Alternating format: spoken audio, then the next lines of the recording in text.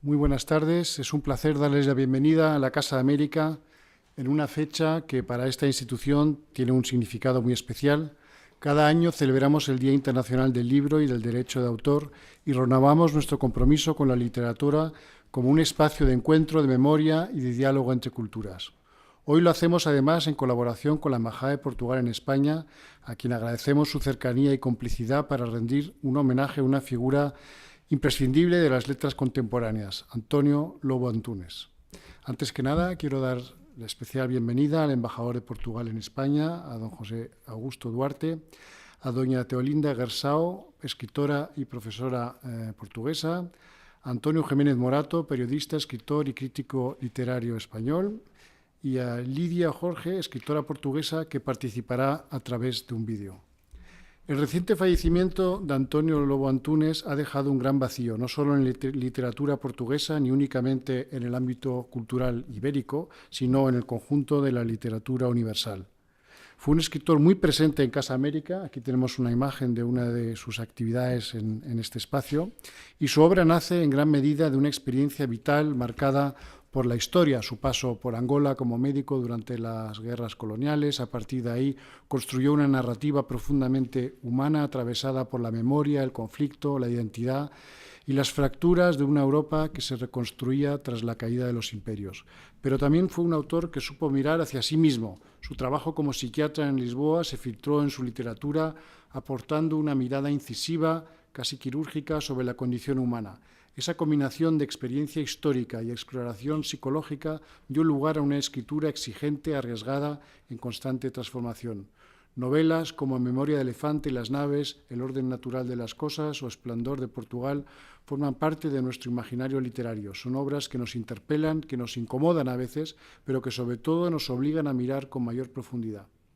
En Casa América entendemos la cultura como un puente y hoy, a través de la figura de Antonio Lobo Antunes, este puente se tiende entre Portugal, España y toda la comunidad iberoamericana, unida por nuestra lengua, la historia y también la literatura.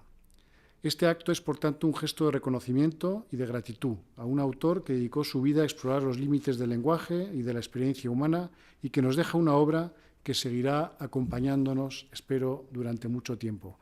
Bienvenidos a Casa América y les dejo con el embajador de Portugal.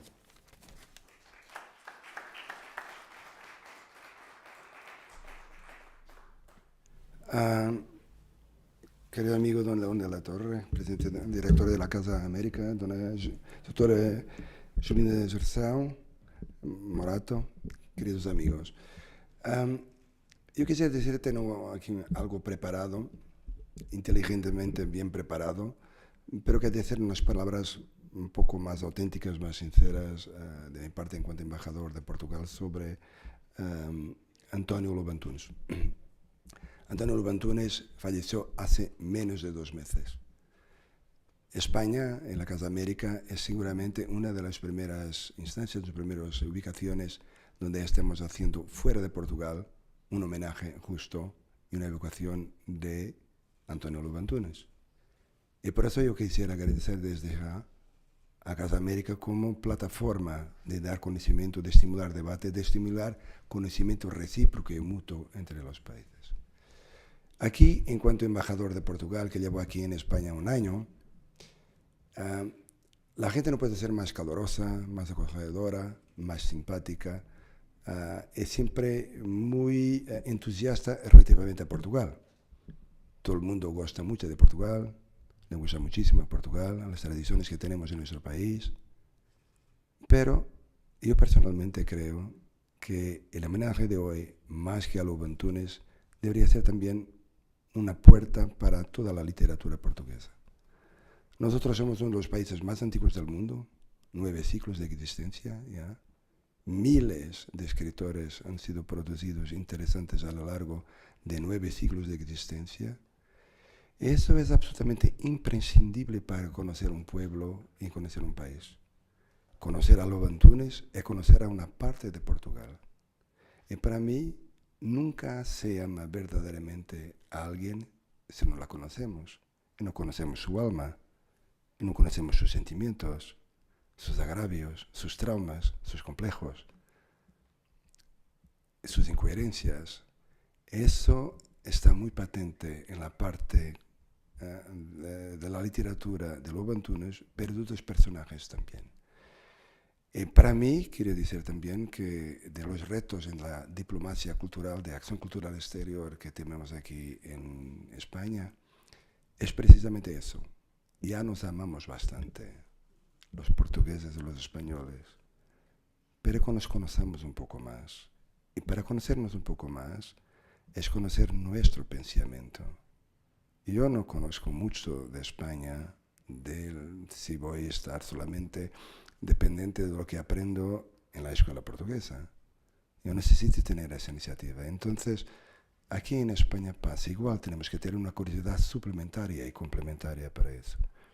Es fundamental este conocimiento mutuo porque se queda esta amistad no solamente basada en la Unión Europea, de libre circulación de personas, de trabajadores, de capitales, de mercancías, pero también una libre circulación de ideas, de intercambios.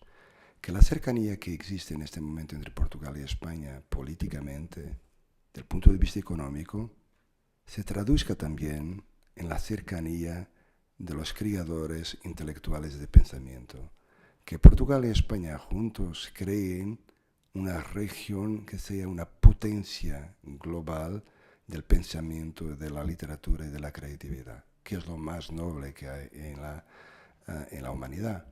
Entonces, yo creo que es muy importante subrayar ese papel de Casa de América. Quiero agradecer a Casa de América, quiero agradecer a los presentes.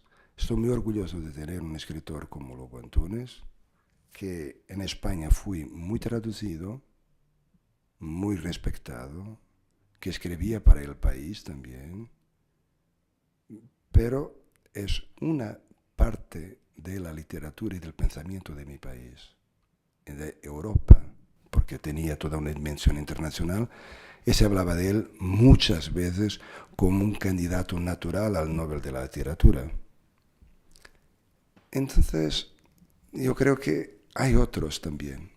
Este está muerto, seguimos leyendo, y lo mejor homenaje que podemos hacer a un escritor es seguir leyendo su obra, interpretando su obra, discutiendo su obra, pero también no olvidando los otros que están vivos. No esperemos que los otros mueran para hacerle homenajes y seguir valorando este intercambio de ideas que existe entre portugueses y españoles. Muchísimas gracias y qué buen debate.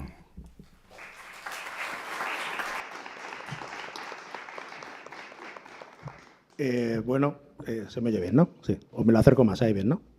Vale, bueno, lo primero, antes de nada, agradecer a la Casa de América, a su director, León de la Torre Cres, y a todo el equipo el haber tenido la, yo creo que afortunada idea de homenajear a Lobo Antunes, al que acabamos de perder, pero también, como acaba de decir el embajador Duarte, a toda una literatura, que eso yo creo que es una cosa bastante interesante. También muchas gracias a todo el equipo de la embajada, no solamente al embajador, sino a todos los que han permitido que contemos hoy con la presencia de Teolinda Gersau, una de estas escritoras portuguesas que deberíamos leer y deberíamos conocer más, y también un vídeo, un pequeño recordatorio sobre Lobo Antunes que nos ha remitido Lidia Jorge, que también está traducida, es una de las autoras que también poco a poco va entrando dentro de las librerías españolas, que lo vamos a pasar ahora en breve. Antes de pasar propiamente al homenaje de Lobo Antunes, celebrar también que con este evento nos incardinamos, nos encontramos con una tradición de la Casa de América, que son las actividades relacionadas con el Día del Libro, que es una tradición de la Casa de América desde su fundación, es uno de los pilares de la agenda cultural de la institución ha sido trabajar, apoyar, difundir toda la literatura que se hace en las dos orillas del charco y sobre todo establecer puntos de unión. Yo recuerdo, es uno de los momentos más bonitos que yo he vivido en eventos culturales, cuando Ricardo Piglia en esta casa recordó que a veces parece que es más fácil traer a un autor que traer a sus libros. Y yo creo que en ese sentido es interesante decir que lo importante es traer al autor y a los libros.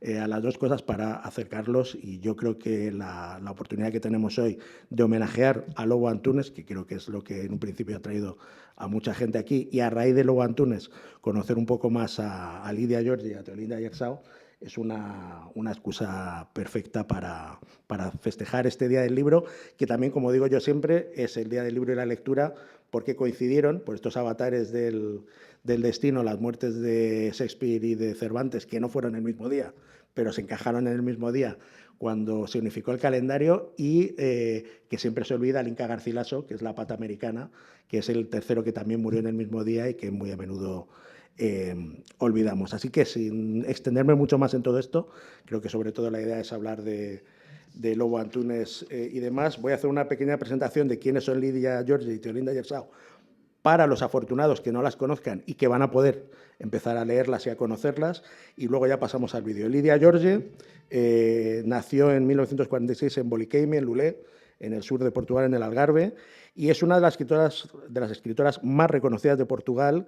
Ha recibido, entre otros, y es un premio muy importante, el Premio de Literaturas Romances de la Feria Internacional del Libro de Guadalajara, lo recibió en 1920, y ha publicado 13 novelas, 5 recopilaciones de cuentos y diversos volúmenes de otros ensayos. Para que los que están aquí ahora y no conozcan a Lydia George puedan correr a una librería y hacerse con sus libros en castellano, tenemos en las librerías El Día de los Prodigios, El Día de los Prodigios, A Costa de los Murmullos, La Costa de los Murmullos, y la más reciente de sus novelas, que es Misericordia, que esta no necesitamos traducir el título, ¿no? Misericordia.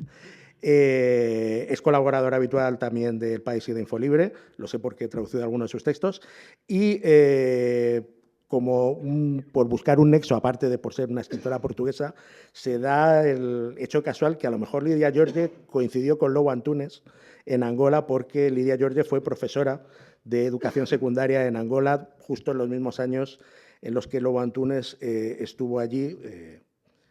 Muchos conocerán ya los textos, las cartas que enviaba a su mujer, y luego todas las novelas que escribió sobre su experiencia en la guerra colonial.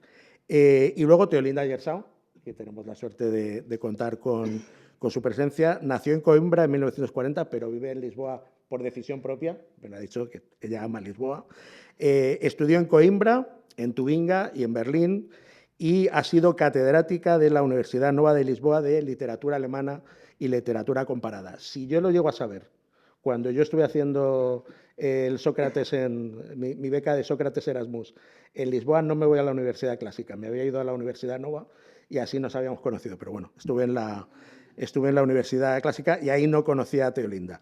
Está traducida a 19 lenguas, también por supuesto al castellano. Su último libro, todavía no traducido, pero intentaremos remediar ese problema, es la autobiografía no escrita de Marta Freud, autobiografía no escrita de Marta Freud, con el que ha obtenido el premio a la mejor novela que otorga la Asociación Portuguesa de Escritores, la APE, que era un premio que ya había ganado con una novela anterior en su momento, que era A Casa da Cabeza de Caballo, La Casa de Cabeza de Caballo.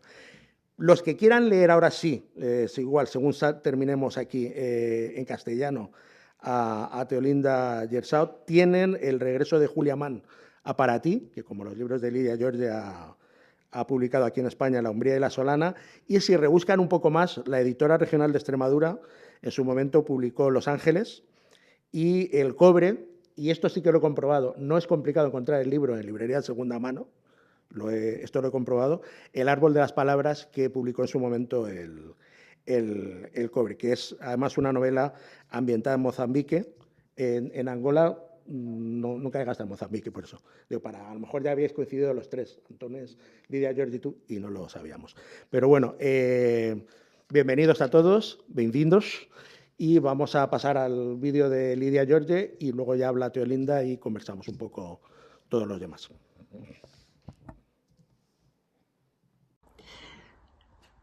António Lobo Antunes, de entre os escritores da nossa geração, foi sem dúvida o mais fértil, o mais ousado, o mais constante, o mais criativo. Nossa geração foi assombrada pela memória da ditadura, pela guerra colonial e depois pelo esforço de acedermos à modernidade. Mas ele tomou esses três temas de forma absoluta, fazendo deles alguma coisa de muito curioso e de muito próprio. Utilizou a técnica do romance modernista, o romance psicológico, e cruzou com aquilo que é a história do nosso país, a história recente da nossa nação. E o que desse cruzamento resultou um estilo muito próprio, um cruzamento entre aquilo que é a voz interior, a voz pessoal, a voz íntima, com a voz que representa uma coletividade.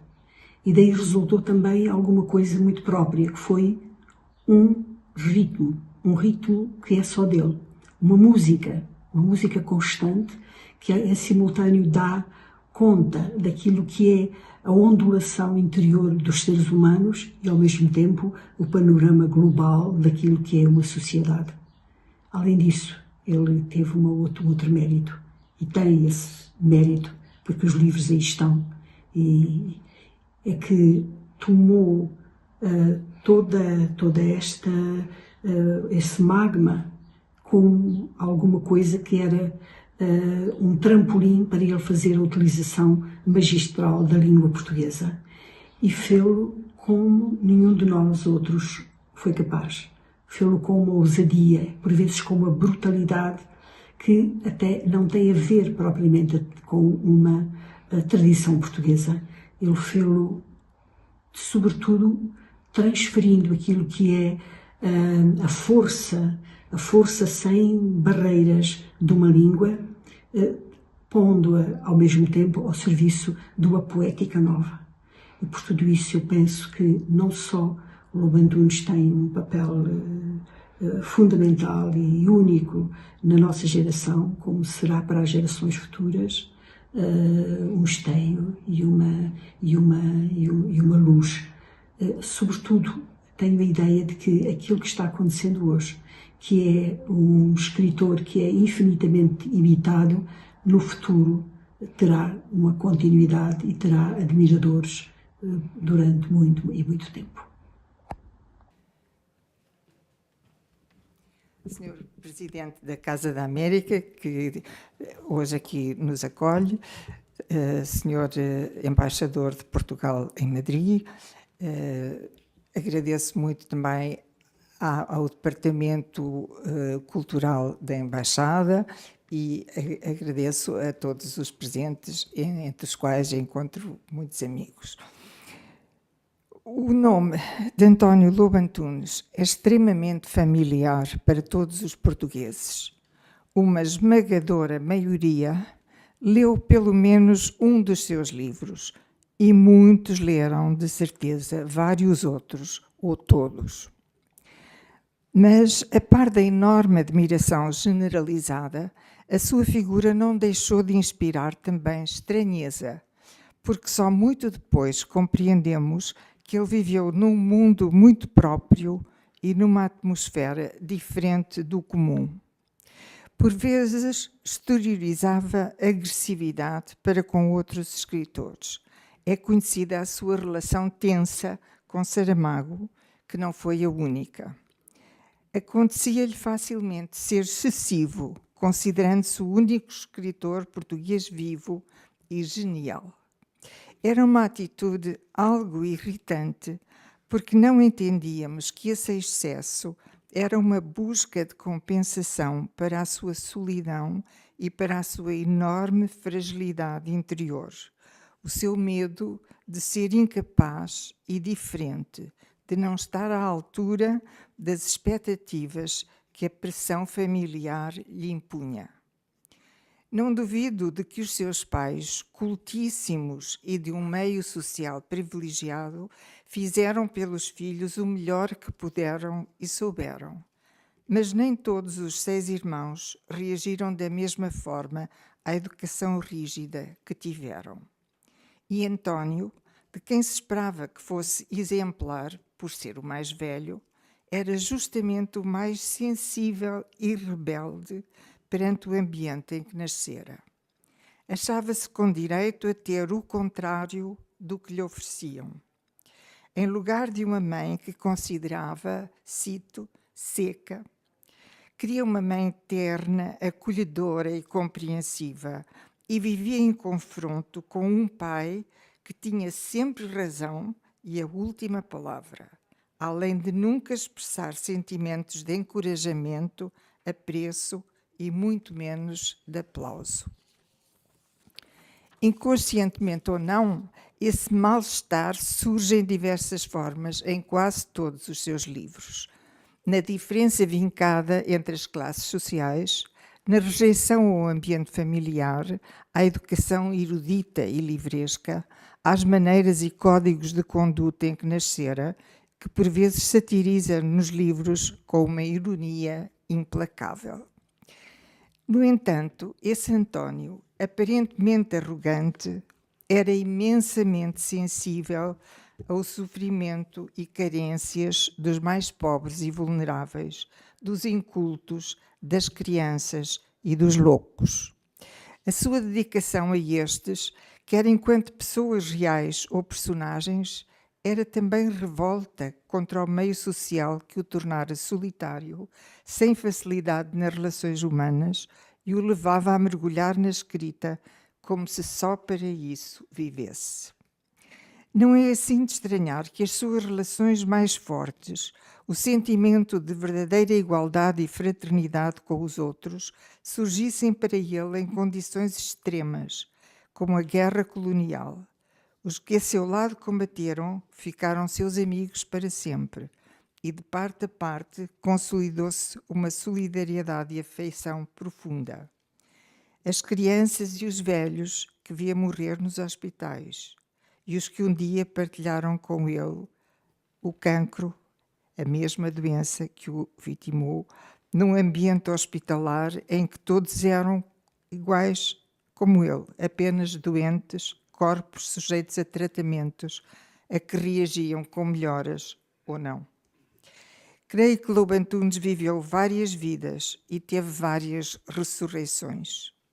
Cada vez mais se tornou evidente como se esforçou e conseguiu ser um bom pai dos seus filhos, mesmo quando não vivia com eles. E a poesia, escondida no seu mundo sombrio, surge como esperança e é sinónimo de redenção. No meio do maior desespero, os livros abrem-se a outras dimensões. Os títulos de alguns são versos de um poema em que finalmente toda a sua obra torrencial se converte. Refiro, por exemplo, títulos como Que cavalos são estes que fazem sombra no mar? Ponto de interrogação. Ou Quando as pedras se tornarem mais leves do que a água. Mas a poesia já lá estava desde o início. Há uma sede de absoluto, de amor incondicional, no meio da crueldade, do caos e da morte. Há o brilhante e o irrisório, afirmação e contradição, pontos de fuga e labirintos, espaços de respiração e de apneia. Juro que não penso em ti. É a última frase do seu primeiro livro, estreado em grande força em 1979, Memória de Elefante, em que guarda todas as lembranças, mesmo as mais esquivas, de alguém muito amado e perdido, que, contraditoriamente, jura ter esquecido. Quando penso no António, que não conheci pessoalmente, é sempre com admiração e ternura. Pertencemos à mesma geração que viveu antes e depois do 25 de Abril. Participámos em muitos eventos literários, sobretudo internacionais, e, no entanto, nunca trocámos uma única palavra. Ele isolava-se e eu respeitava a distância que ele impunha e procurava alegremente os que gostavam de conviver. Mas sempre admirei os seus livros e o seu estilo. Considero que ele foi o melhor dos cronistas e o mais espantoso dos escritores. Gostaria de terminar lendo como um pequeno testemunho pessoal, uma breve recensão que, a pedido do professor Jacinto do Prado Coelho, escrevi para a revista Colóquio Letras, quando o António e eu éramos ainda muito jovens. É sobre A Explicação dos Pássaros, um livro publicado em 1981. Citação. As asas batiam num ruído de folhas agitadas pelo vento. Eu estava de mãos dadas contigo e pedi-te de repente, explica-me os pássaros. Tu sorriste e disseste-me que os ossos deles eram feitos de espuma da praia, que se alimentavam das migalhas do vento e que, quando morriam, flutuavam de costas no ar, de olhos fechados. Aqui está a pura poesia que o acompanha desde sempre.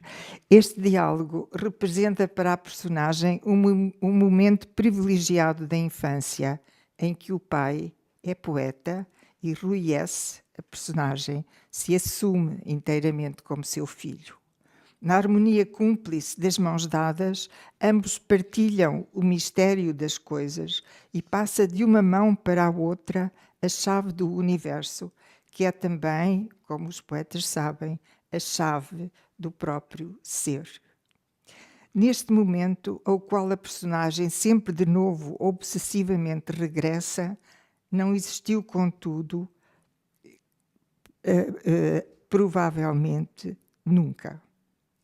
Apenas houve uma série de equívocos. Desde logo porque os poetas são rigorosos e esta frase não é verdadeira porque não existiu. O homem que disse estas palavras, ou não disse, talvez a cena fosse apenas sonhada ou desejada. Não era e jamais seria poeta. Mas Rui S. escuta por detrás das palavras nunca ditas outras, exatas e reais. Sobre o verdadeiro rosto do pai, imagina outro, o rosto que lhe permitia assumir, encontrar o seu próprio rosto. De balde, todavia.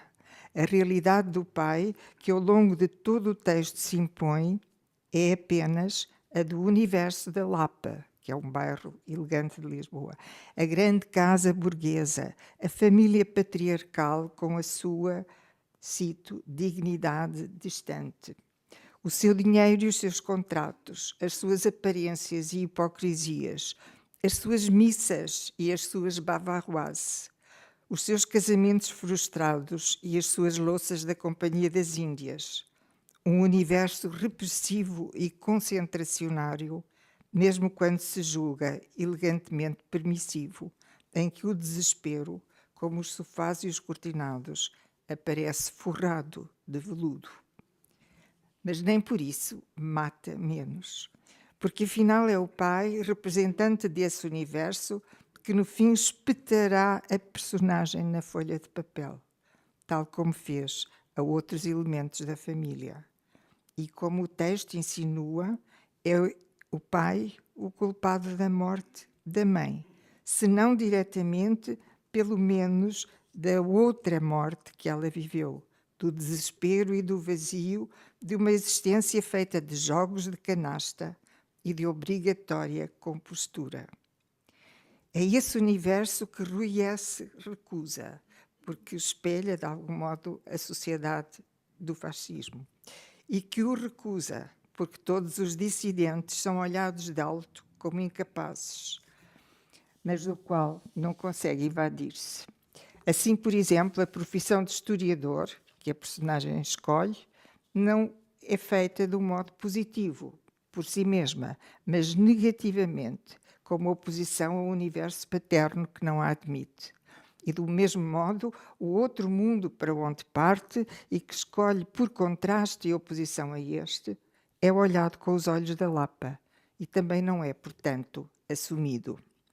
Campolide, que é um bairro muito popular e pobre de Lisboa, surge como um submundo de lixo, tristeza e mau gosto, feito de mobílias baratas, cortinas de pintas e quintalecos, estou a citar. E é para a personagem, ao mesmo tempo, um desafio à Lapa e uma punição. Por isso, um desafio não ganho. Se o amor não existe na Lapa, onde as relações são frustradas e falsas, também é falsa a relação de Rui com Marília. És bem do teu meio, pensa ele olhando-a. Nunca topei com pés tão grandes como os teus. Fim de citação. Assim pensa a Lapa. O meio, a classe dela, é ele que lhe aponta. A distância entre ambos é ele que a mantém e a faz sentir. O amor de Marília é posto em dúvida. Não se trata, afinal, de militância política e não é retribuído com amor nenhum. Rui utiliza, entre aspas, inconscientemente, como compensação pela partida da mulher e como contestação à Lapa. Pelo grupo político de Marília, não é evidentemente aceito, porque para ingressar nele lhe falta tudo: a capacidade de acreditar numa causa e a capacidade do dom de si próprio. Que Marília entenda que se tratou de um equívoco e queira deixá-lo, funciona para a personagem, não para o leitor, como um efeito de surpresa. Abandonado, Rui S. tentará por todos os meios agarrar-se a ela, porque sente a terra fugir-lhe debaixo dos pés e vai ser obrigado a encarar o que não quer ver, que não pertence a nenhum lugar e que, para estabelecer uma relação válida com os outros, terá primeiro de se encontrar a si mesmo. Tema que, dentro da metáfora obsessiva dos pássaros, se cristaliza na metáfora do voo frustrado, da impossibilidade do voo, ou do tema da viagem sem rumo. Aveiro, em vez de tomar, por uma mudança súbita ou ausência de objetivo, em que resolve mudar de terra para fugir sem saber bem de quê. A imagem da Ria de Aveiro, envolvente, fascinante, cito, enorme e limitado espaço branco das gaivotas, adquire uma força crescente. A Ria é o grande espelho mortífero onde se procura um rosto, a resposta à pergunta inicial não resolvida: quem sou? E o lugar onde se desiste da procura, atravessando a superfície das águas, cedendo ao apelo da morte, a que se misturam a morte da mãe, desde o princípio, anunciada e suspensa. A paixão de Rui S. é uma paixão extinta. Ficará um corpo que flutua na superfície lisa da ria, cor das pálpebras por dentro. Um corpo como o cadáver de um pássaro. A morte como um regresso ao líquido amniótico, ao útero, ao ovo. A negação e, portanto, a impossibilidade do voo. Outra metáfora, a terceira grande metáfora do texto, mistura-se a esta: o circo, em que a personagem, ao mesmo tempo ator e espectador, encena a sua vida e a sua morte, transformando-as em espetáculo, numa visão amarga, irónica, cruel, voluntariamente desmitificadora da visão do circo como o lugar mágico da infância. A imagem do circo assenta aqui na visão alienada, canibal e atualíssima da arte, que é dos jogos circenses e é da sociedade de consumo. A morte de Rui é um espetáculo oferecido e pago pela publicidade. O artista existe, é pago para divertir o público, para ser por este devorado, gasto como qualquer outro produto consumível, na mesma relação de ódio que a todos os níveis se mantém subjacente ao texto. E este é um aspecto muito importante do livro, na minha perspectiva. A imagem de que o escritor que se entrega inteiramente à sua obra e vive e faz tudo o que pode e o que não pode por ela, no fundo é devorado por quem o lê sem lhe dar o devido valor. Ele é consumido como qualquer produto de consumo. Caberia ainda falar da técnica narrativa, da pluralidade dos pontos de vista, que não quebram, todavia, a visão da personagem, da intromissão de vozes múltiplas, do entrelaçamento dos tempos, do caos voluntário dos movimentos e oscilações da memória. Mas limitar-me-ei a sublinhar o que considero os dois pontos mais altos do romance: a construção e a arquitetura. Explicação dos Pássaros é um livro inteiramente conseguido. A ação é levada coerentemente de um ponto ao outro e no meio fica um percurso convincente. O que não é de todo uma pequena virtude, quando tantas vezes os romances, mesmo dos chamados autores consagrados, pecam por falta de construção. Por outro lado, este, como os outros livros de António Lobo Antunes, passam através de uma experiência, uma pele, um corpo.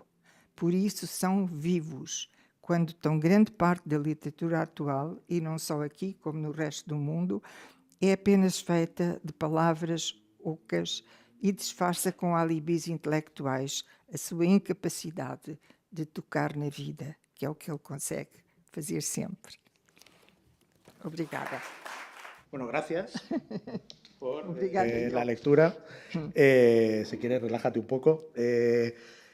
Mientras hablo, una cosa muy curiosa, cuando me invitaron a hacer el homenaje en el momento en que tomé conciencia de que lo íbamos a hacer a dos manos, la cultura portuguesa y la cultura española, es que yo creo que hay un choque muy interesante que es que tiene que ver con la imagen que tiene el lector español, el lector hispanohablante de Lobo Antunes frente a la imagen que se tiene de Lobo Antunes en el mundo lusófono. Nosotros, por ejemplo, yo creo que la mayoría de los lectores españoles no saben, no tienen una conciencia clara de que Lobo Antunes sale, como acabas de señalar, de una familia muy importante en la historia portuguesa. Su padre fue uno de los colaboradores de Gas Moniz y demás. Aún así, una familia muy culta, donde además todos sus hermanos han tenido una relevancia social bastante importante. Es decir, los Lobo Antunes en Portugal son una institución, por así decirlo. Es decir, toda la familia y demás. Y aún así, que es una cosa muy curiosa, por ejemplo, son gente que se ha formado en la escuela pública, en el Liceo Camões, ahí de Picoas, al lado de Saldaña, que uno ha visitado y ha dicho, mira, aquí venía toda esta gente y demás. Entonces, también ha tenido la enorme suerte, yo creo que por eso aquí también hay muchos lectores españoles, de que Lobo Antunes ha sido muy traducido y muy bien traducido. Que yo creo que eso es una de las cosas por la que es también importante realizar este tipo de eventos. Tuvo la enorme suerte de contar con un traductor como Mario Merlino, que también nos abandonó hace ya mucho tiempo, que era uno de los mejores traductores que ha habido de lengua portuguesa, un argentino que vino aquí a España huyendo de la dictadura, que es de Coronel Pringles, que es una cosa bastante curiosa, que es un pueblecito de la provincia de Buenos Aires, de donde ha salido Mario Merlino, César Eira y Arturo Carrera. No sabemos qué tiene ese pueblecito, pero salen muy buenos escritores. Y hay más escritores, que ahora no me acuerdo. Esto lo comentaba una vez con César, la particularidad con el Pringles. Y tuvo la enorme suerte, aparte, Lobo Antunes, y que cuando Mario Merlino tristemente falleció, cogió el relevo Antonio Sáez Delgado, que es otro estupendo traductor. Por ejemplo, también es traductor de Pessoa, ha traducido muchos de los textos de Pessoa y demás, y muchos autores de lengua portuguesa, y es el responsable de la colección de La Umbría y la Sonana, en la que aparecen vuestros libros, tanto de Lidia como tal. Entonces, lo primero que llama un poco la atención, yo creo decir, es el choque de imágenes que tenemos, por así decirlo. Y yo creo que eso es decir, el lector español solamente conoce a través de las ficciones de Lobo Antunes esa idea de el rebelde que quiebra, por así decirlo, las normas establecidas y que de alguna manera se enfrenta a esa especie de herencia familiar, a esa solemnidad y demás. Y creo que ha estado muy interesante una cosa que has comentado cuando se habla de tu experiencia personal, que es que a pesar de que coincidisteis en simposios, en festivales y demás, nunca llegaste a hablar con él. Es decir, ¿de dónde venía un poco esa imagen de cierta distancia que como colegas, por sois colegas, los dos sois escritores, aún así no te decidiste, por así decirlo, a llegar y decir, oye, te he leído, me parece interesante tal cosa, tal otra? ¿De dónde surge un poco la imagen que tiene el escritor portugués, además coetáneo, por sois de la misma generación, de él? Y puedes hablar en portugués, con tal de que hables lento, nos entendemos todos. Sim, eu não vou falar espanhol porque não Está sei. está tudo bem. Portunhol, jamais. Mas eu nessa época, sobretudo, eu hoje se calhar teria a mesma atitude, mas nessa época eu pensava, então, ele é um homem, se quiser ele que venha falar comigo. Eu não... Também pode chegar e começar a falar. Também era um pouco isso, mas ele de facto isolava-se e vivia no seu mundo e não gostava de conviver. É um facto. Ele não tinha nada contra mim, mas teve atritos com os mais que ele achava que lhe podiam fazer concorrência. Saramago, desde logo, e houve até, enfim, algumas coisas um pouco desagradáveis. Mas eu acho que ele, de facto, não fazia isso por arrogância, mas porque ele era frágil e se sentia inseguro. Eu penso que porque viveu muito à procura de si próprio. Quem sou eu no meio, onde é que eu pertenço, a que classe social? Porque não queria pertencer ao mundo da Lapa, que era muito estreito e muito cheio de preconceitos, mas também não pertencia ao mundo popular. E isso também aparece nos seus livros. São sempre várias camadas da população e da sociedade que ele retrata muito bem e com muita ironia, muitas vezes, e com muita força. Eu acho que esse é um dos aspectos. Além de que ele é torrencial, ele escreve de uma maneira diferente de todos os outros. Acho que ele é muito levado pelo ritmo, pelas palavras, pela música das coisas, e no fundo havia um lado romântico dele, sempre à procura de um amor que não encontrou. Teve vários casamentos e nenhum deles foi feliz, e era uma pessoa problemática, sem dúvida. E que sofreu muito, e que depois, quando adoeceu com cancro, passou, como todos os mortais, por uma fase horrível, em que, por outro lado, ficou muito mais próximo dos outros e se sentia muito mais uma pessoa igual às outras e menos solitária. Uma das últimas entrevistas que ele deu na televisão fazia-se sentir isso, o que era muito impressionante. Foi esta entrevista que foram para a sua casa, que estive a falar com a jornalista lá no seu salão. Foi a última entrevista dele, sim. E também ele era muito bonito, era um rapaz muito bonito, um homem muito bonito quando era jovem, e depois, obviamente, as pessoas vão envelhecendo e ele sentia que já não era o mesmo e que já não tinha a sedução que tinha aos 20 anos. E isso também o afetava, porque ele entrava em qualquer lado e as pessoas ficavam a olhar para ele. Era de longe o mais bonito dos irmãos, e eles eram todos eles bonitos e todos muitíssimo inteligentes, muito cultos, e todos fizeram carreiras brilhantes. E ele achava que não era capaz de fazer uma carreira brilhante como os irmãos, e acabou por ser o mais célebre de todos. Hay una cosa muy interesante cuando uno repasa la trayectoria de Lobo Antunes. Yo estoy totalmente de acuerdo en lo que dices de Torrencial, que también lo ha señalado Lidia Giorgio cuando habla de esa fertilidad. Yo creo que incluso su propia mecánica de trabajo, ¿no? Estos enormes papeles, los que se ponen a escribir a mano de una manera casi descontrolada, ¿no? Durante muchos años en el despacho del hospital en el que trabajaba. Luego, en el hospital, cuando ya no estaba abierto al público, pero le dejaban todavía ir mientras estaba haciendo la reforma, y finalmente en su casa y en el rinconcito de su primo ahí al lado del hospital también, donde los últimos años trabajaba, ¿no?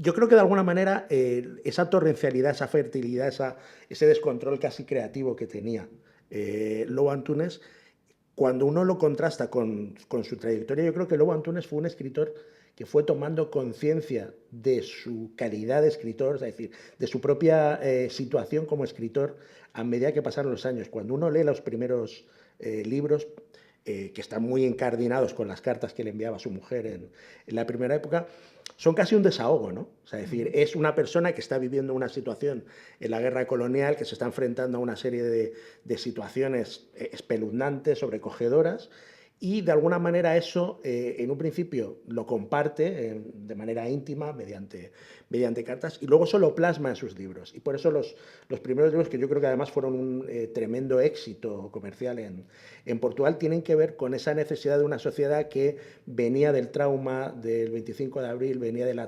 trauma de los procesos coloniales, exactamente, de la dictadura, y de repente encontraba una voz que hablaba de una serie de experiencias que podían compartir muchos de los compatriotas, de los portugueses. Por aparte, bueno, esto es pie de página.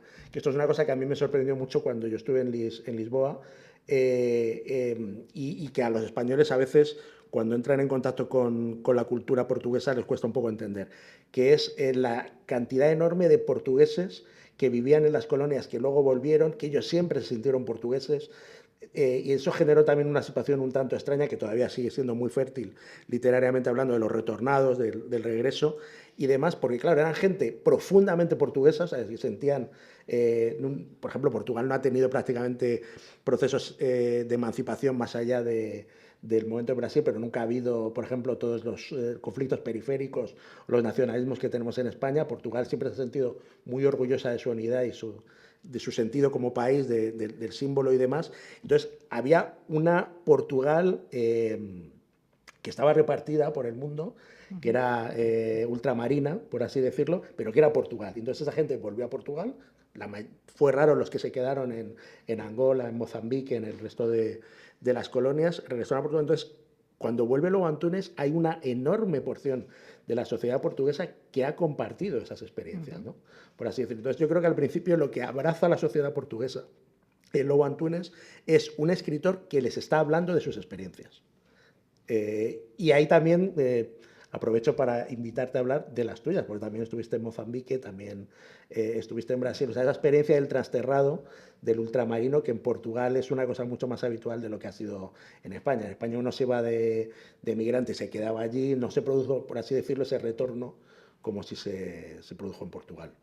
Sim, eu quando estive em Moçambique ainda foi, já havia guerra e havia o desejo de emancipação, mas a guerra ainda não se sentia em Maputo, que na altura se chamava Lourenço Marques, e era um mundo ainda colonial, mas já aberto para a ideia de que a independência de qualquer modo viria, e a geração mais jovem sentia muito isso.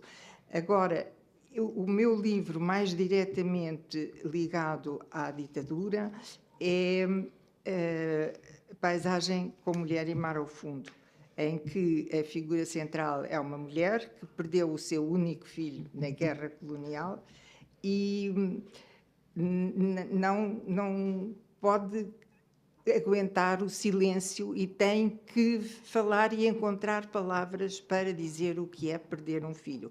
Porque essa foi a experiência de milhares de famílias e nunca se ouviu a dor das pessoas, porque era proibido.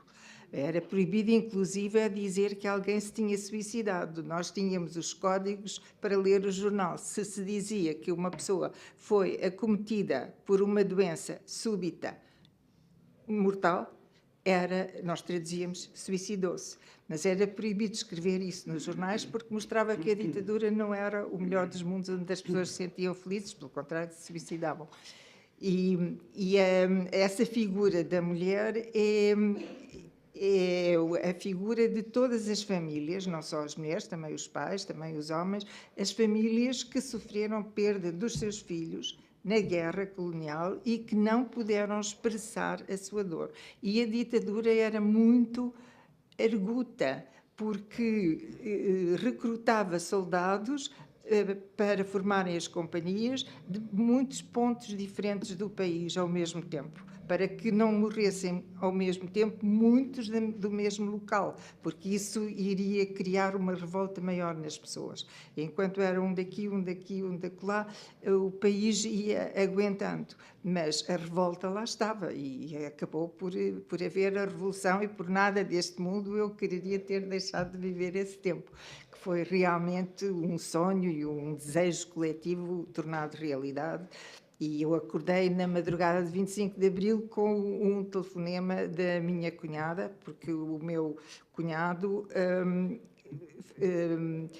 lhe disse, ouve a rádio.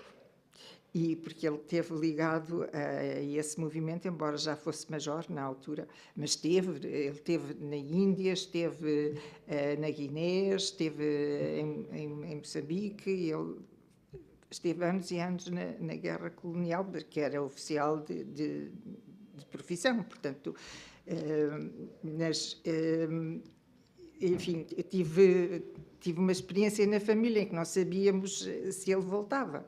E no 25 de Abril a minha cunhada ele nunca abriu a boca, nunca disse nada, mas ele não voltou para casa nessa noite e ela nem dormiu nada e de madrugada telefonou-nos e disse, ouçam a rádio.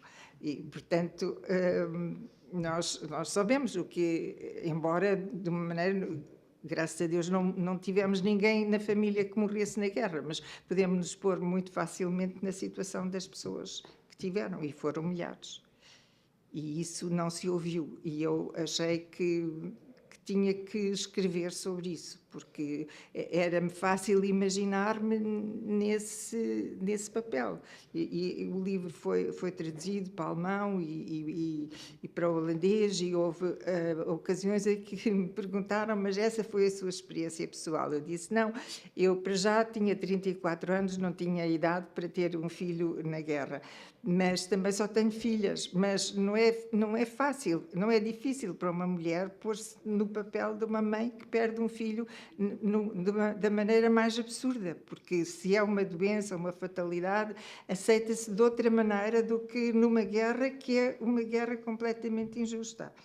Por exemplo, eu admiro imenso os ucranianos porque eu acho que eles estão a travar uma guerra pela sua sobrevivência e têm direito a ser autónomos.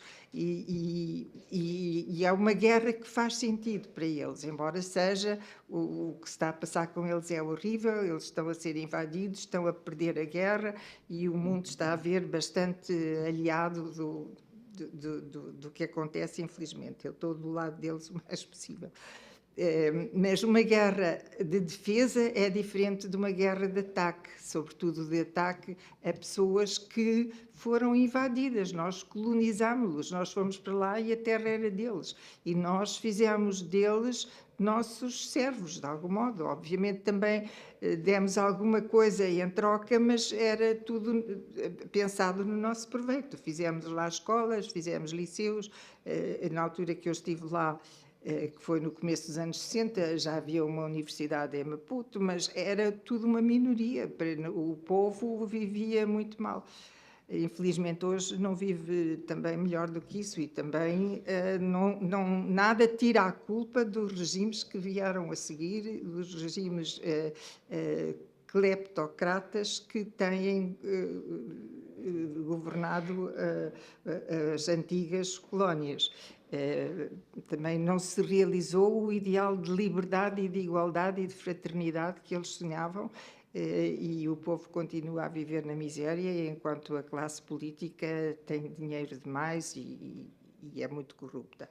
Infelizmente, o ser humano é capaz do melhor e do pior, e tem muitos defeitos, e o mundo está longe de ser como nós gostaríamos que fosse. Mas também a literatura é um lugar, talvez, para falar disso.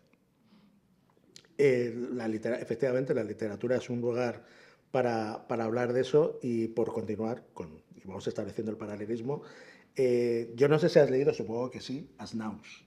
Vale, sí, las naves, que yo creo que es un hito determinante en la trayectoria de Lobo Antunes, porque es cuando da, por así decirlo, el paso adelante, deja de estar tan centrado en esa experiencia de la guerra, su propia experiencia, y de repente construye un texto que bebe mucho más de la tradición, que bebe de la literatura portuguesa y al mismo tiempo de la historia portuguesa, al insertar a esos personajes históricos en la vida del Portugal presente y establecer un diálogo con la historia. Es decir, que es el Portugal de hoy frente al Portugal del pasado.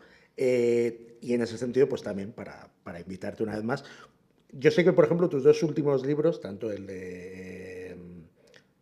El regreso de Julia Mann. El regreso de Julia Mann, perdona, para ti, que es el que ha aparecido en español, como el del Diario Secreto de Ana Freud. De Marta Freud. De Marta Freud. Trabajan también un poco eso, ¿no? Es decir, escoger en este caso personajes femeninos que han permanecido un tanto orillados de la historia.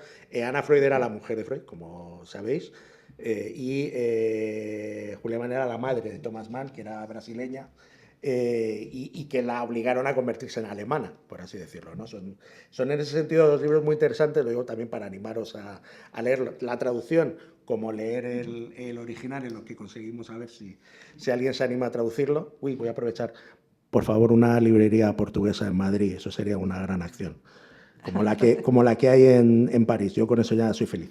Bien, a lo que íbamos. Para poder leer, por ejemplo, el libro de Teo Linda. Eso es lo que me refiero. Esa manera de trabajar con el pasado, de dialogar con el pasado, que yo creo que es uno de los momentos en los que Lobo Antunes, por así decirlo, empieza a tener conciencia de escritor, de que ya tiene una relación distinta con la literatura. No sé si tú también lo ves así dentro de la trayectoria de Lobo Antunes, o crees que eso es una cosa, un paso adelante importante en la biografía o en la trayectoria de un escritor, cuando toma conciencia de esa función, por así decirlo, en tanto que productor de textos literarios, por meternos un poco también y tirar de tu experiencia como profesora universitaria. La idea está de toma de conciencia de su labor como productor literario. Bom, eu confesso que fui professora e estudei muita coisa de teoria da literatura, etc., mas quando escrevo esqueço tudo isso, porque acho que não interessa para um escritor saber teoria. A escrita é outra coisa. E também não acredito nas aulas de escrita criativa. Podem ajudar, mas acho que se nasce escritor como se nasce músico ou pintor ou outra coisa. É uma vocação que se tem ou não se tem. E é também uma capacidade de ser igual aos outros e de viver profundamente a sociedade em que estamos e as suas contradições, os seus defeitos, os seus erros e as repetições dos seus erros. Eu também sou muito crítica da sociedade atual, portuguesa, espanhola, europeia. Estamos muito autocentrados e ajudamos demasiado pouco os outros. Acho que a Europa precisa de ser mais forte e mais unida e de ter causas. O capitalismo torna-nos muito fechados e muito egoístas, o que não quer dizer que eu acredite que o comunismo seria a solução, de modo nenhum. Eu, quando vivia em Berlim, ia ao outro lado de Berlim ver como era o comunismo, já que nos proibiam, queríamos ir ver como era, mas não gostávamos do que víamos, de modo nenhum. Queríamos um Portugal diferente e eu continuo a desejar um Portugal diferente, uma Espanha diferente, uma Europa diferente, uma França diferente. Acho que temos que avançar. Estamos muito presos nas mesmas coisas. Eu hoje fiquei chocada, abri a televisão por acaso e era toda a gente, todos os políticos a serem julgados. E em Portugal também se passa alguma coisa de parecido. Y estamos bastante cansados disso. Precisamos de avanzar. Bueno, yo lo decía por lo de establecer el diálogo con la tradición, también un poco por utilizar la frase de Lidia George, cuando, y lo cito textualmente porque lo ha apuntado según lo ha dicho, la fuerza sin barreras de una lengua. O sea, es decir, yo entiendo también que en Asnaus es cuando, por así decirlo, Lobo Antunes toma conciencia de que él pertenece, o sea, es decir, ya no solamente su tradición, su experiencia en tanto que médico, psicólogo en la guerra de Angola, sino que ya después de 6-7 libros, por así decirlo, pertenece a la cultura lusófona. Es decir, él es un eslabón más dentro de esa cadena. Por eso me refiero a decir, en el momento en que Asnaus, yo lo veo también como la toma de conciencia de esa pertenencia, o sea, es decir, como una nueva familia, ¿no? De esa rebeldía frente a la familia que comentabas, que posiblemente está también en el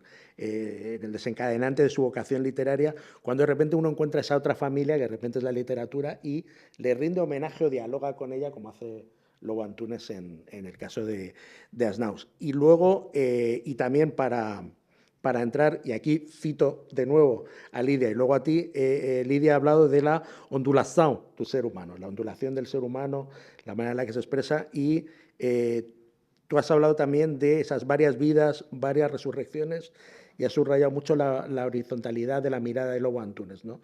De cómo se ponía al mismo nivel que los pacientes, que la gente con la que... y cómo eso lo vertía en los libros, que yo creo que ese proceso viene justo después de As Naus, viene con A Orden Natural das Coisas, con Tratado das Paixões da Alma y sobre todo con A Morte de Carlos Gardel, que es el primer libro, esto lo he revisado, esto sí que lo he hecho los deberes en casa y he ido agarrando libro tras libro de Lobo Antunes hasta encontrar el momento en que se produce la singularidad, por así decirlo, tipográfica o estética de empezar a quebrar los párrafos de Lobo Antunes, que se acabaría convirtiendo casi en una marca propia de Lobo Antunes dentro de la literatura portuguesa, y eso se produce en La Morte de Carlos Gardel. Luego ya lo exacerba en el Manual dos Inquisidores, pero es en La Morte de Carlos Gardel cuando ese flujo de conciencia, esa transmutación, ese cambio constante de personas narrativas, de infiernos particulares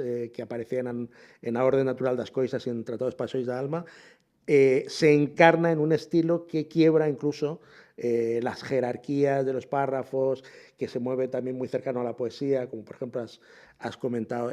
Como escritora portuguesa de su misma generación, pero que dialogas con él en ese sentido, en tanto que lectora, ¿cuál es la percepción que tenéis vosotros de Lobo Antunes en ese sentido, ¿no? Del riesgo literario, de la parte estética, de la presentación de un modo, por así decirlo, más vanguardista, más apartado del canon del párrafo cerrado, de la narración centrada?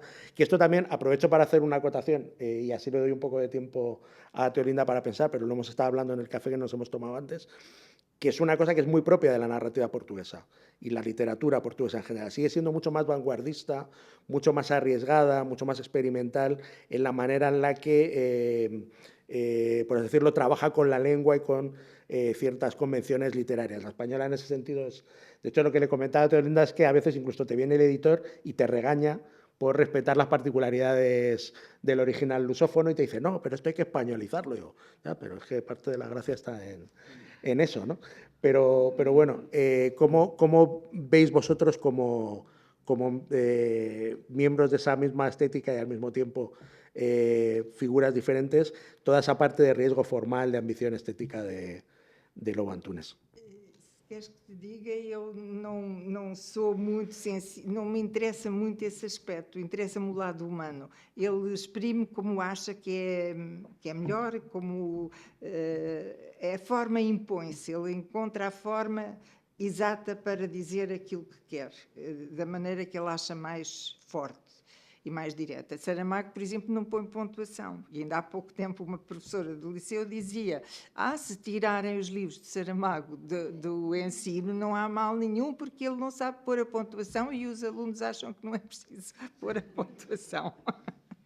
Portanto, isso para mim não é muito importante. O importante é o lado humano, realmente. Depois, o estilo, cada um encontra a maneira melhor de exprimir aquilo que quer e acho que deve ser livre de fazer o que entende. O Gonçalo M. Tavares, que eu acho que provavelmente é o próximo Nobel, porque é um escritor muito, muito importante e muito criativo, ele também faz uma enorme revolução com a linguagem. Eu gosto muito do que ele escreve, mas esse aspecto propriamente linguístico não me interessa muito. Acho que, pronto, é a liberdade dele, essa é a maneira dele, respeito, mas não é isso que eu procuro nos livros. Respeito e aceito, mas não seria isso que eu iria analisar se tivesse que escrever um artigo sobre os autores.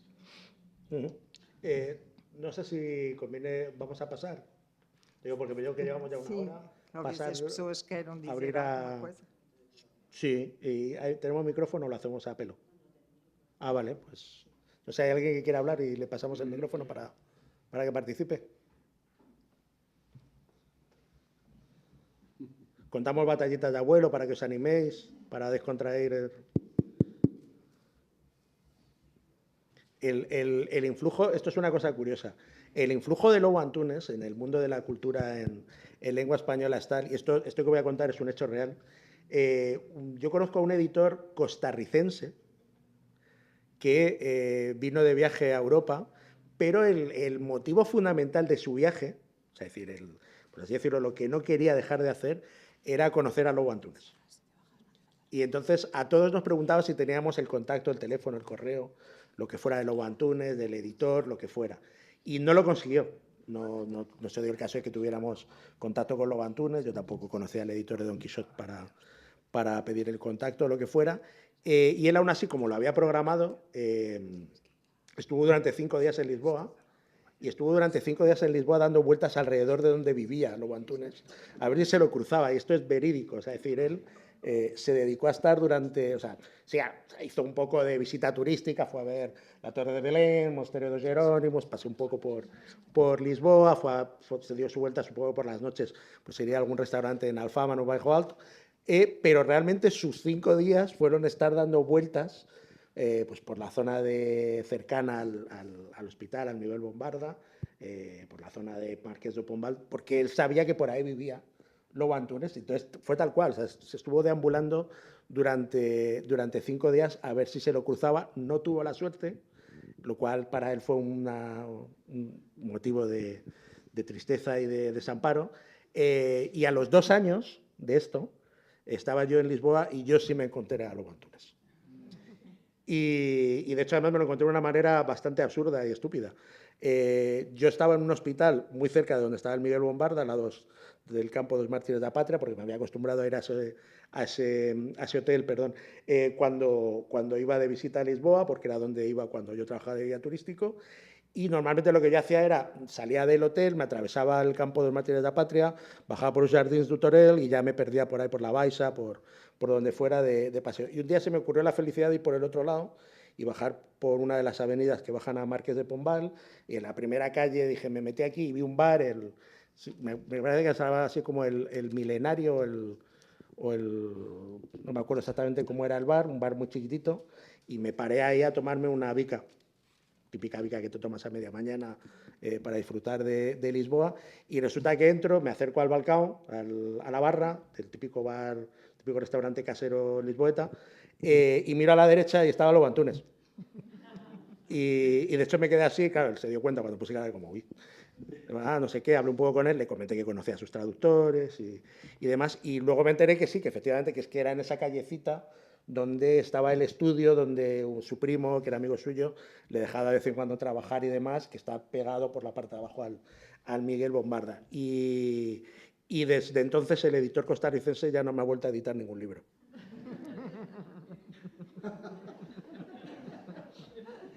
Yo creo que mi error fue decirle, yo sí me lo encontré. Me lo tenía que haber callado. Y a lo mejor había estado ahí más adelante. Bueno, después de esta batallita de abuelo, ya os habéis relajado. Preguntas que tengáis, comentarios sobre Lobo Antunes, sobre Tolinda Gersao, sobre la literatura portuguesa, sobre lo atractivo que es el moderador.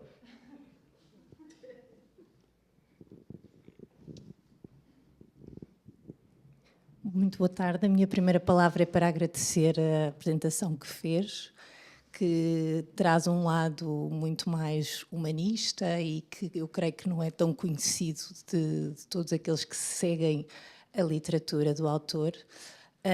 E também, pegando um bocadinho nas palavras do Sr. Embaixador sobre a necessidade de internacionalizar a nossa cultura e literatura, quando fala do perfil humano e até, em certa medida, emocional e psicológico de António Lobo Antunes, considera que esse lado afetou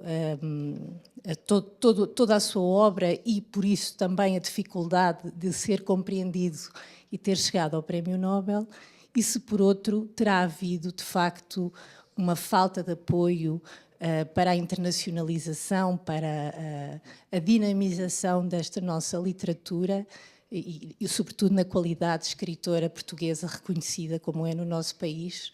Que opinião e que posição nos pode dar? Muito obrigada. É uma pergunta difícil de responder.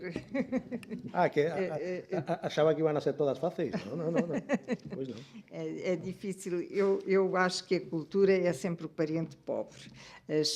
Acho que os governos e enfim, as pessoas interessam-se pouco pela cultura. Interessam-se muito mais pelo lado da economia e de negócios da indústria, de outras coisas. A literatura acham que é assim uma coisa secundária. E quem diz a literatura diz a pintura, enfim, as artes são sempre foram, ao longo dos milénios e dos séculos, se calhar com breves períodos de exceção, como o Renascimento em Itália ou isso, mas a cultura é sempre marginalizada. Eu acho que, apesar de tudo, o Lobo Antunes teve bastante apoio, porque foi muito traduzido, foi muito internacional logo de princípio. O facto de ter ou não o Nobel não faço a menor ideia, porque também penso que se tornou um prémio, de certo modo, político. Por exemplo, não entendo muito bem como Bob Dylan teve o prémio Nobel como escritor, porque ele era, sobretudo, músico, e o prémio Nobel de Literatura acho que não deve ir automaticamente, não, mas não é muito provável que vá parar a um músico. Porque se formos ver só as letras das suas canções, não é o único. Há muito bons poetas, muito bons letristas que são bons poetas. Acho que só isso não chega, e também as suas posições políticas com certeza influenciaram. Não sei, eu não estou na cabeça do júri do Nobel, nem sequer sei quem é, nem faço ideia, mas acho que se tornou uma coisa bastante política e bastante fruto do acaso. Nunca se sabe. Ele poderia perfeitamente ter ganho o Nobel, fazia todo o sentido. Não ganhou, e penso que ele teve desgosto com isso, porque acho que ele queria provar à sociedade que a literatura era importante, e também à sua família e à sua classe social, que a classe social mais elevada é também muitas vezes a menos culta. Tem a sua cultura própria, mais de aparências e de fórmulas e de comportamentos, e menos a verdadeira cultura que se faz devagarinho e que dá muito trabalho. Acho que ele teria gostado, sem dúvida. Mas acontece, quer dizer, acho que não faço ideia. Que ele era um grande representante do pensamento português, da alma portuguesa, da nossa história vivida, sem dúvida. E acho que o facto dos livros dele serem vivos, tocarem na realidade, na dura realidade, é muito importante. Mas não calhou. Yo, por meter yo baza, creo que también el enfrentamiento o los dimes y diretes, por así decirlo, entre Lobo Antunes y Saramago fueron antes o después del Premio Nobel de Saramago. Fueron antes, vale.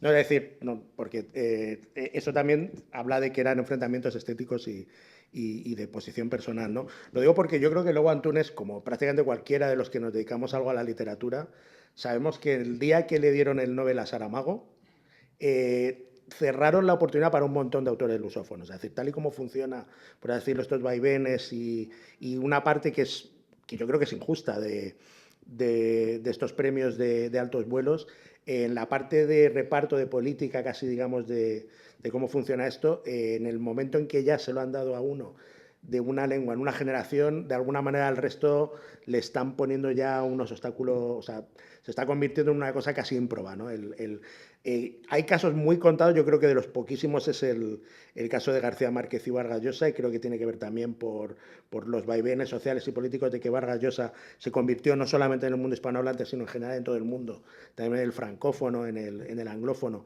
en un referente, pero es muy complicado que, de hecho, hay por ejemplo, un cliché en casi todas las redacciones durante muchos años, que es que había una generación de escritores norteamericanos a la que el Nobel había ignorado. Empezaban a soltar Philip Roth, Myler, no sé qué tal, y yo decía siempre, oye chicos, que se lo dieron a Toni Morrison.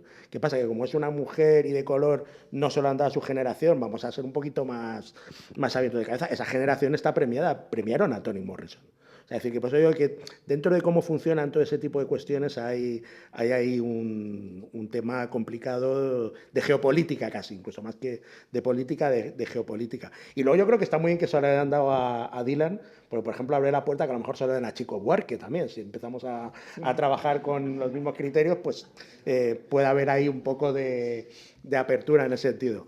Yo siempre hago la misma broma de que por eso en España hicimos el Príncipe de Asturias de las letras, para que se lo puedan dar a músicos también, porque si tiene buena letra, pues a lo mejor, de hecho yo creo que a lo mejor a Dylan le tenía que haber dado al Príncipe de Asturias, sobre todo, y ahora ya poniéndonos en serios y coincidiendo mucho con Teolinda, yo creo que lo excepcional del premio Nobel, que es darle visibilidad a autores muy interesantes que han permanecido escorados porque no tienen un lugar fundamental, como pasa, por ejemplo, pues, con Svetlana Alexievich, por poner un ejemplo muy claro, es decir, ¿quién conocía a Svetlana Alexievich antes del Nobel? 4.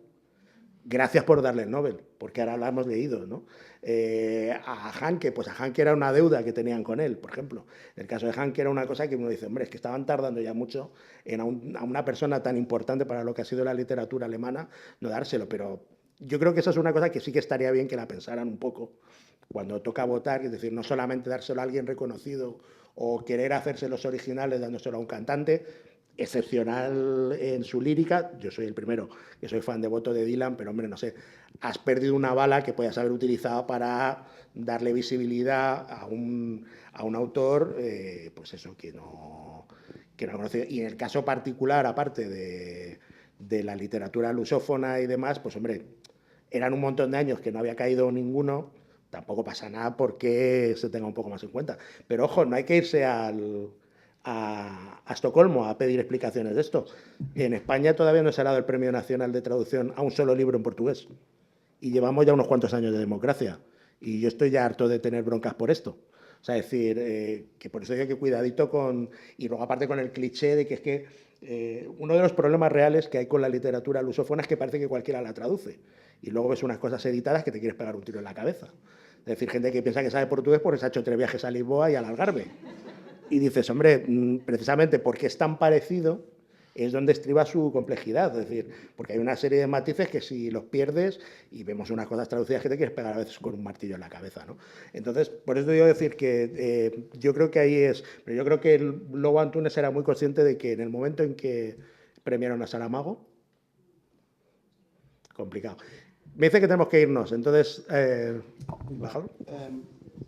Falando de geopolítica, precisamente para acabar e para retomar aquilo que eu disse há pouco, falando de geopolítica da língua, da literatura, eu creio que o espaço lusófono todo, corrija-me se eu estiver errado, Brasil, Angola, Moçambique, Cabo Verde, Guiné, São Tomé, Timor, Portugal, partilham o sentimento de que a geopolítica do Nobel, no mínimo, ignora a língua portuguesa.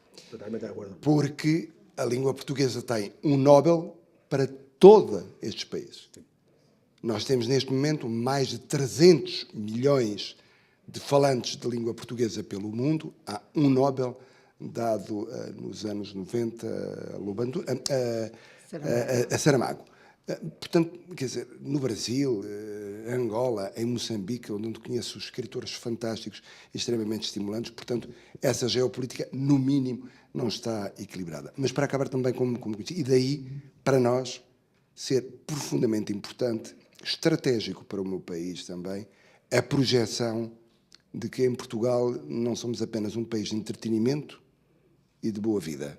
Somos também um país de que pensa e que escreve, e que cria civilização e cria, de facto, escritores humanistas. E por isso, estrategicamente para nós, é fundamental essa projeção. Queria só terminar perguntando-lhe, na perspectiva enquanto escritora, mas enquanto atenta a todo este intercâmbio entre Portugal e Espanha, como é que, já tivemos aqui uma ótima sugestão para criar uma dinâmica de conhecimento da literatura portuguesa em Espanha, que é abrir uma livraria de língua portuguesa aqui em Madrid, coisa que eu passo já à minha equipa. Desafio que eu passo à minha equipa. Como é que vê a dinâmica de conhecimento mútuo de escritores, entre escritores portugueses e espanhóis? A tradução, a evolução que isso tem acontecido, a participação não apenas, como dizia, em eventos, mas o real conhecimento que isso aporta e o que nos beneficia como país e como região para este conhecimento mútuo. Muito obrigado. Eu penso que é uma relação completamente assimétrica, porque todos os escritores espanhóis estão traduzidos em Portugal e são muitíssimo lidos e estão em todas as livrarias. O que não acontece sequer connosco. Nós muitas vezes não estamos nas livrarias. As livrarias pagam, as editoras pagam às livrarias o espaço que os livros ocupam e pagam caro. Estar numa vitrina é caríssimo. E mesmo estar numa banca, antigamente havia 2 bancas com livros lusófonos. Agora há meia banca com livros lusófonos nas FNACs, pelo menos na mais perto da minha casa, que é onde eu vou mais vezes. O resto da mesa já são os clássicos gregos e as traduções muito bem feitas do Frederico Lourenço, professor de grego, que está a traduzir os Evangelhos e muitas outras coisas, já são os clássicos. Portanto, nós temos para a literatura lusófona, temos metade de uma banca. O que é completamente injusto.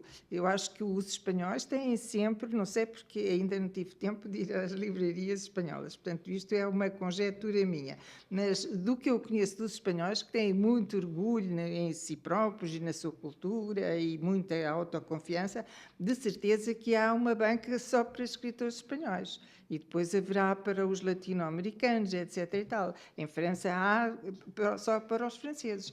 Nós, mesmo juntando-nos aos lusófonos, todos temos metade de uma banca, que é muito pouco, não é? Mas os escritores espanhóis são lá todos, estão todos traduzidos e há assim uma espécie de respeito de um país pequeno pelo vizinho que é maior, que é mais rico, que tem mais recursos, ou não sei porquê, há uma certa deferência que não me parece justa, porque, sinceramente, não se mede aos palmos nem a literatura, nem a cultura, nem o tamanho dos países. E acho que nós, pelo menos em Portugal, temos direito a algum espaço e nem isso temos. Nós respeitamos muito a cultura dos outros, achamos que somos sempre inferiores aos outros. Os livros franceses estão todos lá, os americanos, então, é uma praga, porque como têm dinheiro, compram tudo e há o mito, de que nunca mais acordamos desse mito, de que na América é e que a televisão está cheia de filmes americanos, quando há filmes europeus fantásticos. Houve uma época do cinema italiano, houve uma época do cinema francês, houve uma época já muito recuada do cinema português, com umas comédias engraçadas. A cultura americana domina, mas domina porque tem força. O dólar tem muita força e eles produzem muito e impõem o seu mercado e fazem os seus negócios. E eu, sinceramente, estou farta de filmes de violência, porque eles adoram a violência e acho que isso é muito mau para as crianças, etc. É a cultura... Começou na América as histórias dos alunos de escolas que chegam lá com a pistola do pai carregada e matam os colegas. Começou lá. Isso influencia o resto do mundo. E acho que nós somos demasiado subservientes, de certo modo, perante essas culturas muito fortes e muito ricas, e devíamos lutar mais pela nossa. Obrigado.